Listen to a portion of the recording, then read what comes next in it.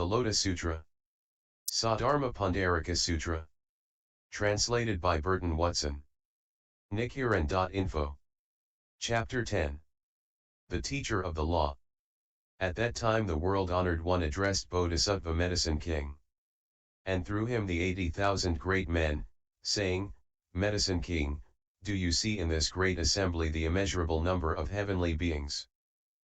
Dragons, kings, yakshas, gandharvas, asuras, garudas, kimnaras, mahoragas, human and non-human beings, as well as monks, nuns, laymen, and laywomen, those who seek to become voice hearers, who seek to become pratyeka Buddhas, or those seek the Buddha way. Upon these various kinds of beings who in the presence of the Buddha listen to one verse or one phrase of the Lotus Sutra of the wonderful law and for a moment think of it with joy, I will bestow on all of them a prophecy that they will attain Anuttara Samyak Sambadhi.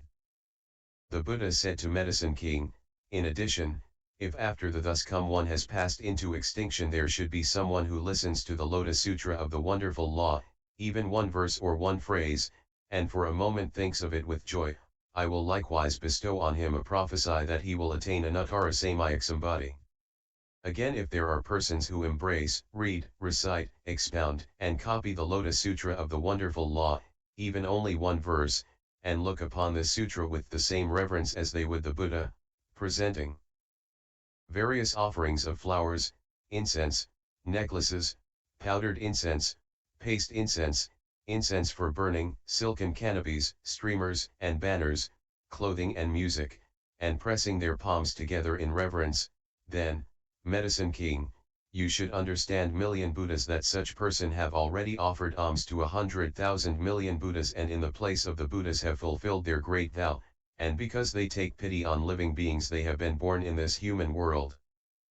Medicine King, if someone should ask what living beings will be able to attain Buddhahood in a latter existence, then you should show him all these people in a latter existence are certain to attain Buddhahood.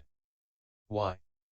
Because if good men and good women embrace, read, recite, expound, and copy the Lotus Sutra, even one phrase of it, offer various kinds of alms to the sutra, flowers, incense, necklaces, powdered incense, paste incense, incense for burning, silken canopies, streamers and banners, clothing and music, and press their hands together in reverence, then these persons will be looked up to and honored by all the world. Alms will be offered to them such as would be offered to the thus come one.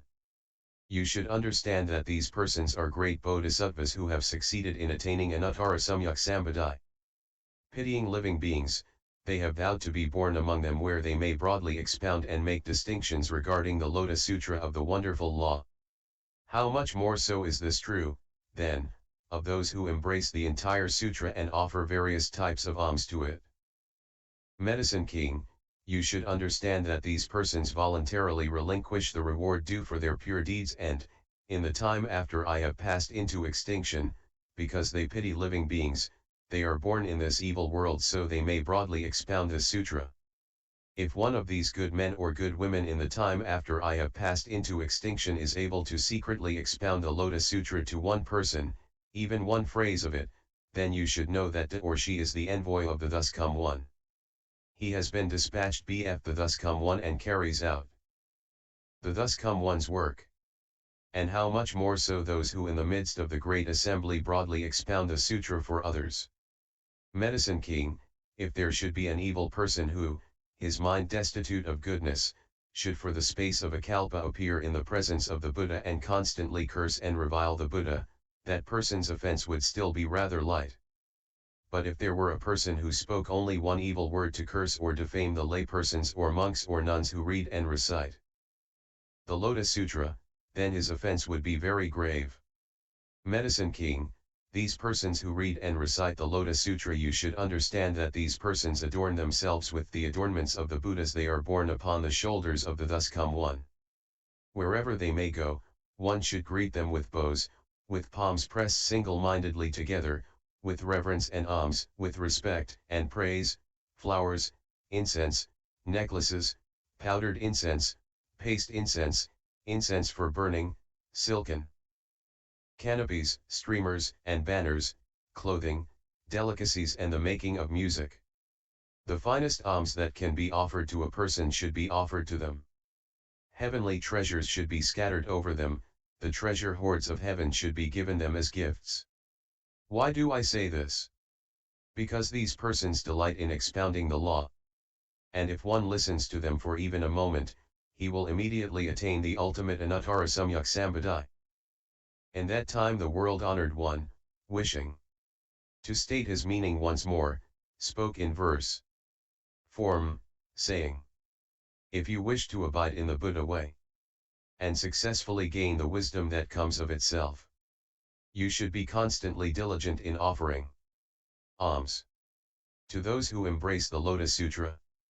If you have a wish to quickly obtain wisdom regarding all species of things, you should embrace the sutra, and at the same time give alms to those who do so. If one is capable of embracing the Lotus Sutra of the wonderful law, know that such a person is an envoy of the Buddha, who thinks with pity of living beings. Those who are capable of embracing the lotus of the wonderful law relinquish their claim to the Pure Land, and out of pity for living beings are born here. Know that persons such as these freely choose where they will be born, and choose to be born in this evil world, so they may broadly expound the unsurpassed law. You should offer heavenly flowers and incense, robes decked with heavenly treasures, the wonderful treasure hoards of heaven as alms to those who preach the law.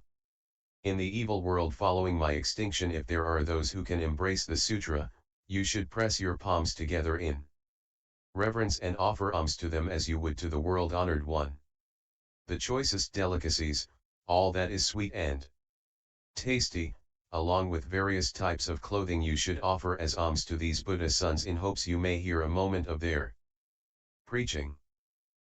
If there are those in a later age who can accept and embrace the sutra, they are my envoys sent out among the people to perform the thus come one's work. If for the space of a kalpa one should constantly harbor a mind destitute of good and with angry looks should revile the Buddha, he will be committing an offense of immeasurable gravity. But if toward those who read, recite and embrace this Lotus Sutra one should even for a moment direct evil words, his offense will be even greater. If there is someone who seeks the Buddha way and during a certain kalpa presses palms together in my presence and recites numberless verses of praise, because of these praises of the Buddha he will gain immeasurable blessings. And if one lauds and extols those who uphold this sutra, his good fortune will be even greater. For the space of 80 million kalpas, with the most wonderful shapes and sounds, with that which is pleasing to smell, taste and touch, offer alms to the upholders of the sutra. If you have offered alms in this manner, and have heard the teachings for even a moment, then you will experience joy and good fortune, saying, I have gained great benefit. Medicine King, now I say to you, I have preached various sutras, and among those sutras the lotus is foremost. At that time the Buddha spoke once more to the bodhisattva and mahasattva Medicine King, saying, the sutras I have preached number immeasurable thousands, 10,000s, millions.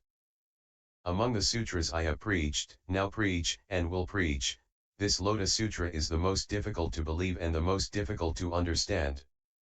Medicine King, this sutra is the storehouse of the secret crux of the Buddhas, it must not be distributed recklessly transmitted to others.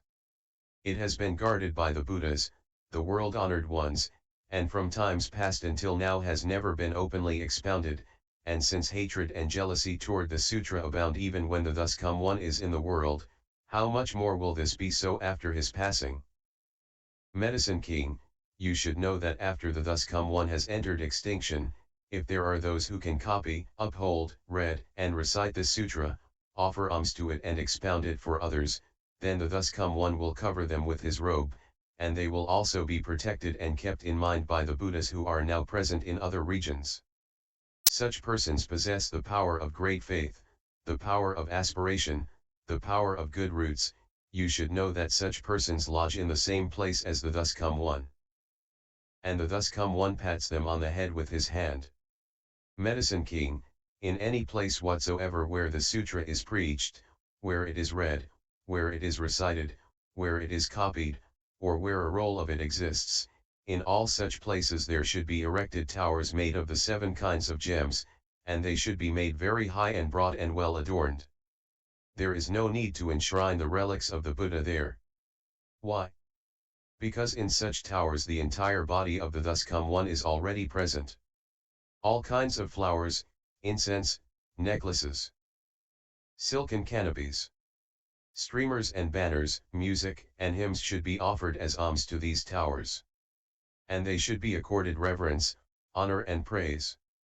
If when people see these towers they bow in obeisance and offer alms, then you should know that such persons have all drawn near to Anuttara Samyak Sambadhi. Medicine King, suppose there is a man who is parched with thirst and in need of water. On an upland plateau he begins digging a hole in search of water, but he sees that the soil is dry and knows that water is still far away. He does not cease his efforts, however, and bit by bit he sees the soil becoming damper, until gradually he has worked his way into mud. Now he is determined in his mind to go on, for he knows that he is bound to be nearing water. The way of the bodhisattva is the same as this. As long as a person has not yet heard, not yet understood, and not yet been able to practice this Lotus Sutra, then you should know that person is still far away from Anuttara Samyak Sambadhi. Why? Because all bodhisattvas who attain Anuttara Samyak Sambadhi in all cases do so through this sutra. This sutra opens the gate of expedient means and shows the form of true reality. This storehouse of the Lotus Sutra is hidden deep and far away where no person can reach it. But the Buddha, teaching, converting and leading to success the bodhisattvas, opens it up for them. Medicine King, if there are bodhisattvas who, on hearing this Lotus Sutra, respond with surprise, doubt, and fear, then you should know that they are bodhisattvas who have only newly embarked on their course. And if there are voice hearers who, on hearing this sutra, respond with surprise, doubt, and fear, then you should know that they are persons of overbearing arrogance. Medicine King, if there are good men and good women who, after the thus come one has entered extinction, wish to expound this Lotus Sutra for the 4 kinds of believers, how should they expound it? These good men and good women should enter the thus come one's room, put on the thus come one's robe, sit in the thus come one's seat, and then for the sake of the 4 kinds of believers broadly expound this sutra. The thus come one's room is the state of mind that shows great pity and compassion toward all living beings. The thus come one's robe is the mind that is gentle and forbearing. The thus come one's seat is the emptiness of all phenomena. One should seat oneself comfortably therein, and after that, with the mind never lazy or remiss, should for the sake of the bodhisattvas and the 4 kinds of believers broadly expound this Lotus Sutra. Medicine King, I will send persons conjured up by magic to other lands to gather together assemblies to listen to the law, and I will also send monks, nuns, laymen, and laywomen conjured up by magic to listen to the preaching of the law, believe and accept it, and abide by it without violation. If the preachers of the law are in an empty and silent place, I will at that time send large numbers of heavenly beings, dragons, spirits, Gandharvas, Asuras, and others to listen to their preaching of the law. Though I should be in another land, from time to time I will make it possible for the preachers of the law to see my body. If they should forget a phrase of the sutra, I will appear and prompt them so that they are able to recite the text correctly and in full. At that time the world-honored one, wishing to state his meaning once more, spoke in verse form, saying, if you wish to put aside all sloth and remissness, you must listen to the sutra. It is hard to get a chance to hear the sutra, and believing and accepting it too is hard. If a person is thirsty and wants water, he may dig a hole in the high plateau, but as long as he sees the soil dry, he knows the water is still far away. But bit by bit he sees the soil grow damp and muddy. And then he knows for certain he is nearing water. Medicine King, you should understand that people are like this. If they do not hear the Lotus Sutra, they will be far removed from the Buddha's wisdom.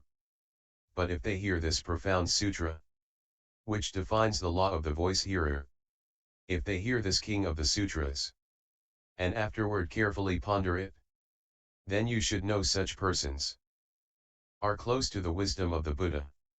If a person expounds the sutra, he should enter the thus come one's room, put on the thus come one's robe, sit in the thus come one's seat, confront the assembly without fear, and broadly expand it for them, making distinctions. Great pity and compassion are the room. Gentleness and patience are the robe. The emptiness of all phenomena is the seat, and from that the position one should expound the law for them. If when a person expounds the sutra, there is someone who speaks ill and reviles him, or attacks him with swords and staves, tiles and stones, he should think of the Buddha and for that reason be patient. In 1,000, 10,000, million lands, I will manifest my pure and durable body, and for immeasurable millions of kalpas, will expound the law for living beings. If after I have entered extinction, there are those who can expound the sutra, I will send the 4 kinds of believers, magically conjured, monks and nuns, and men and women of pure faith, to offer alms and cause them to listen to the law. They will lead and guide living beings, assemble them and cause them to listen to the law. If someone thinks to do evil to the preachers with swords and staves or with tiles and stones, I will dispatch persons magically conjured who will act to guard and protect them. If those who expound the law are alone in an empty and silent place, and in that stillness where no human voice sounds, they read and recite the sutra, at that time I will manifest my pure and radiant body for them. If they forget a passage or a phrase, I will prompt them so they will be thorough and effective. If persons endowed with these virtues should expound to the 4 kinds of believers and read and recite the sutra in an empty place, I will enable all of them to see my body. And if the expounders are in an empty and silent place, I will send heavenly beings, dragon kings, yakshas, spirits, and others, to be an assembly and listen to the law. Persons such as this will delight in expounding the law, making distinctions and encountering no hindrance. Because the Buddhas guard and keep them in mind, they will be able to bring joy to the great assembly. If one stays close to the teachers of the law, he will speedily gain the bodhisattva way. By following and learning from these teachers, he will see Buddhas as numerous as the Ganges sands. And LS 10.